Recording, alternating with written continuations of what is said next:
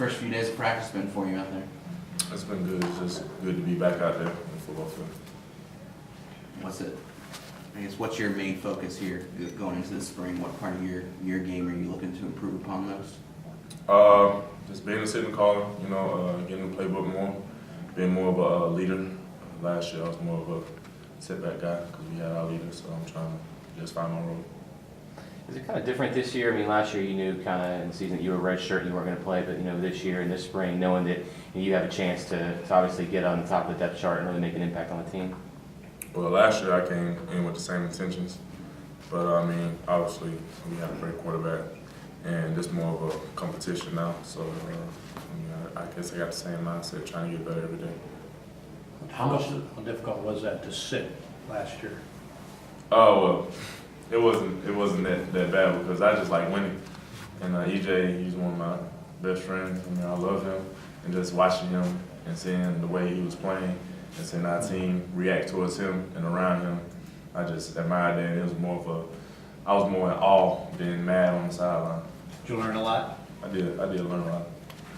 What's your schedule like now? I mean, you've got, obviously, you're juggling baseball, you got football, you're looking at film, you're going to classes, you're hopefully trying to have a social life. What's a day like for you right now? I don't have no social life no more. But it's hectic. But I'm a kid, that's fun. Like everyone dreams of doing most of the things, doing as many things that they can possibly, and this helps me stay out of trouble. I'd rather be playing multiple sports than getting involved in stuff I don't need to be involved in. You don't think this will wear you down? Right now it's fun, but you don't think at some point that grind of doing all this stuff is going to wear you down? See, that's mental. That's from the mental part of everything. So I don't think it can. Well, I know it probably will be on my body and my arm and stuff like that. But when you're out there having fun, that's the last thing on your mind. How much does a quarterback competition like this drive you to become better? Oh, well, everyone's great, So it's like Tom Brady, Peyton Manning, Michael Vick. It's just a big competition, and I love it. I love competition. Period. You have a favorite sport between the two? Do you have a favorite sport? No, I don't have a favorite sport. Who was growing up? Do you have any particular person that you really admired as a youngster and that you thought you might want to be like someday? Growing up, I always admired the Michael Vicks of this world, but as I got older and as I started to watch football, I fell in love with Randall Cunningham, and it's just the way he brought excitement to the game, and he used to punt and do all this crazy stuff, so I just fell in love with him. What's the mood like in that quarterback meeting room? You got four guys kind of pushing for playing time, but you're also trying to push each other to be better. Well, with Coach Fisher being in the room, it always has to be the same because, he's the head guy. We're not worried about, each other right now. We just know that he got to tell us what we're going to do, and we got to make sure we're paying attention. So we still his little kids, we up under his arm. What's the relationship like with the other three guys, with Clinton, Jacob, and Sean? Are you guys friendly, or is it acknowledged between you guys that you're competing, on a pretty much daily basis? We don't even conversate about it. I'm cool with some of the guys, and me and Jake, both of us from Alabama, so we got that little bond. He's trying to go Florida on me by cutting his hair, and I don't know why he did that, but it's good to be around him. What's your relationship like with the new coaching staff? How have you adapted to the new guys coming in? Well, I knew coming in that something was going to happen. You're not promised your coaches when you're coming in. And of course, I miss Coach Craig. I know y'all going to ask me that question. I love him to death. But Coach Fisher's still my head coach. Coach Fisher still put those guys in the league. And me and Coach Craig are still going to have a great relationship no matter what he is. How did he tell you he was leaving? Did he come to you personally? Tell you he was leaving? Yeah, he told me. He told me just straight up. He had to do what he had to do for his family. I was sad. Yeah, I was down for a couple of weeks, but I got to keep moving. It's not the end of the world. So how's the studying the playbook? I know Coach Fisher doesn't exactly have an easy offense. You haven't been here quite a year yet. What has the process been like of trying to absorb that playbook? It's not really like studying. It's how you apply yourself to it. If you can look and read over it all day long, but if you're not really watching film and actually thinking the way he wants you to think, it's going to be difficult. What those film sessions like, Coach Fisher? Is he like fire questions that you Oh, guys yeah, have? it's fast. It's so fast. Sometimes I'm like, oh, coach, what you said? And then, yeah, I said it. So, I mean, he's so energetic, and when he gets going, it's hard to stop him, and I just love it. How can you tell a difference going into these spring practices versus maybe towards the end of the fall with you having a better grasp of what's going on around you in the offense? Of course, I mean, EJ helped me a lot his first year just because, you know, he liked the fact that he was like my mentor and stuff like that. So, you know, he had to do his job, but he knew, he's like, oh, I got me a little brother right here. Let me try to help him out, fill him in and some stuff. So he helped me a lot last year. How important was that? Before you sound like he more or less took you under his wing. It was very important, especially for me to play. Like his last year was really good, and him coming back from the injury he had halfway through the season, I guess.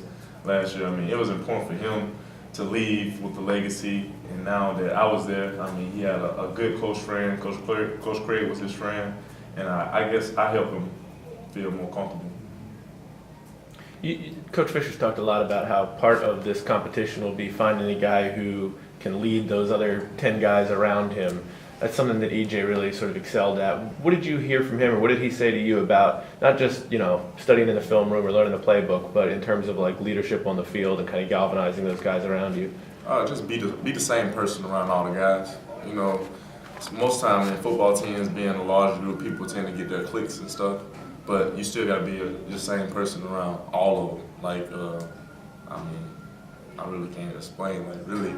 But if you just be who you are, I mean, people start, like, as you being the image, like, people look at you, everybody looking at you, like, they see, they pick up your mentality, they pick up how you do things, and you get people, it's better for, when you get people to understand how you are, I mean, you open up yourself to people, people like, okay, that's my boy, like, I like him. 3 more questions. How have you been able to balance, I mean, it's one thing for a lot of times freshmen in college have a tough time, but then being a freshman in college plus football plus baseball, how have you been able to balance all of that? Well, my baseball team is, I mean, they're awesome. I mean, they help me with this jump. Like it's easy because we so close over in baseball because it's less of us. And when I come on to football, like I was with them first, so everybody knows, man, I know it's some jokes here and there, you know, something, you've been in baseball. But my baseball, like, they enjoy everything. Like, sometimes they try to throw the football with me before games and stuff like that. Like, it's just fun.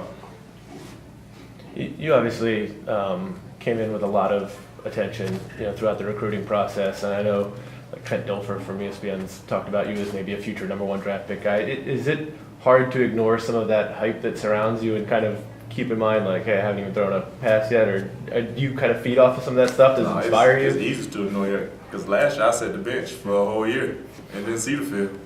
So that was the easiest thing to get over. Like I was like, oh my gosh, I was in high school, yes. But then I came on Florida State campus, like, oh yeah, Jameis, you want to sit the bench. I was like, okay, let's get this party started. Let's go to Orange Bowl, win that thing. I just really worry about winning. Like all that hype and all that other stuff, like that comes, you gotta prove that. So. Did you kind of learn anything from how EJ handled? I mean, EJ is a guy who came in with a lot of hype too, and he got his share of criticism along the way, certainly. EJ didn't care about it either. So, I mean, I assume that's kind of a good template for you. You see what EJ gonna finish up at? You know, he's gonna get drafted, so he didn't care. He was out there doing his job the whole time. What's the biggest impression EJ left with you? Biggest impression?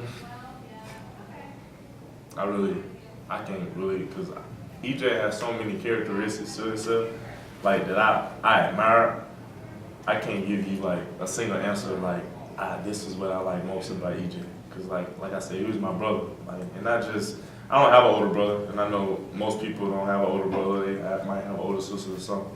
But when I say I look up to him, it's not like I was like, okay, I'm gonna be in his position one day. I'm just like, this man going through so much that people don't even know about, and he dealing with so much.